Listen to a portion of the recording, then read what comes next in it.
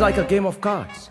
ताश के पत्तों की तरह है जिंदगी, जहां खेल शुरू होने से पहले, खिलाड़ियों के आने से भी पहले, कौन जीतेगा कौन हारेगा इसका फैसला हो चुका होता है कहीं भी। जाने का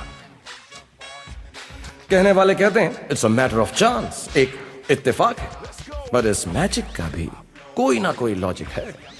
वरना इंसानों की इस भीड़ में क्यों होते हैं कुछ ही लोग कामयाब और कुछ नहीं? हम, आप, ये, वो, हम सब इस दुनिया में करते हैं मेहनत, पर किसी किसी की ही खुलती है किस्मत। अब आप इसे मौका कहिए, चांस कहिए, भाग्य कहिए, फॉर्चून, लक, कुछ भी कहिए या कुछ ना भी कहिए, पर मानना तो पड़ेगा कि कुछ तो है जिसका किस्मत से कनेक्शन है।